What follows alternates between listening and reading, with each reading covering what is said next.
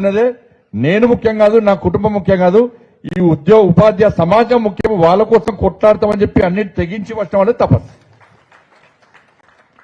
ఇలా 200 మంది తపస్సు ఉపాధ్యాయులు నా ముందు కూడా అరెస్ట్ అయ్యారు.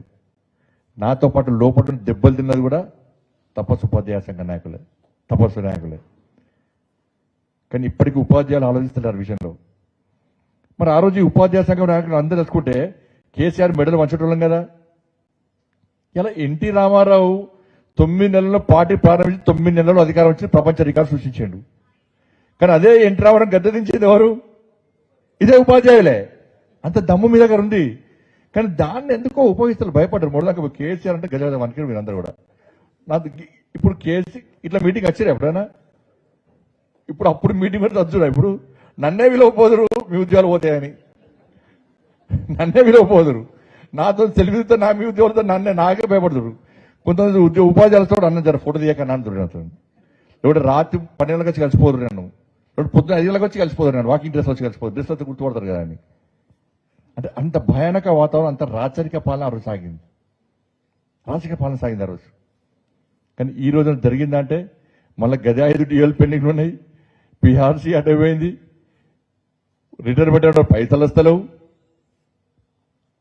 ఏం సాధించడం? ఏం ప్రభుత్వాలు మార్చారు మీరు. కానీ మేము కసితో ఉన్నాం సార్.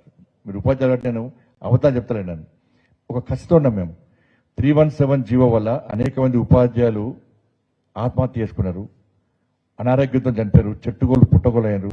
ఆ బాధతోని మేమేదో రాజకీయం అధికారం రావాలని ముట్టికి వేరే రకంగా చేసుకోవాలి. మేము ఇప్పుడు కొట్లాడితే కూడా ఓట్లు లేకపోతుంది మాకు. కానీ అప్పుడు ఓట్ల కోసం పనిచేయలే.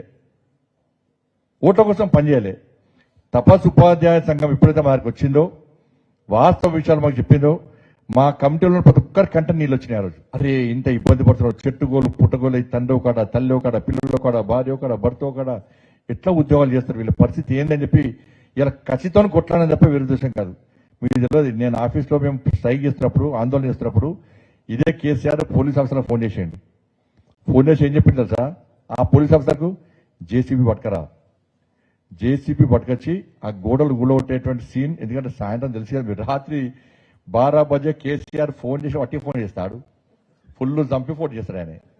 ఆ టైంకి అన్ని కనాలి ఆయనకి.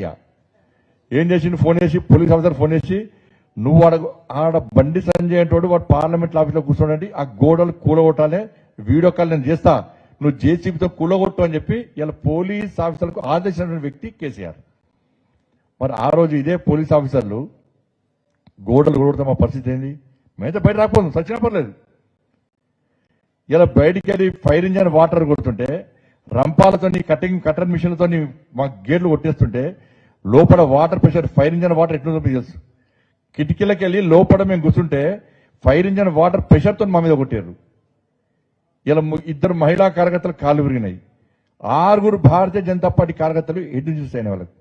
మేము బయట చెప్పలేదు, చెప్తే భయపడతారు, మళ్ళీ టీచర్లు అసలే వస్తలేరు, మళ్ళీ ఇంకా రారని చెప్పి ఎవరు చెప్పలే, బయట మేము బయట చెప్పలే. మీరు రాకుండా మేము చెప్పలే, మేమే కొట్లాలి మీకోసం. ఏ ఉపాధ్యాయుడు రాలే మాకు, ఏ ఉపాధ్యాయుడు కూడా మాకోసం రాలే, మీకోసం రాలే, మాకోసం రాలే. కానీ కొట్లాడి మాత్రం భారతీయ జనతా పార్టీ తెలంగాణ రాష్ట్ర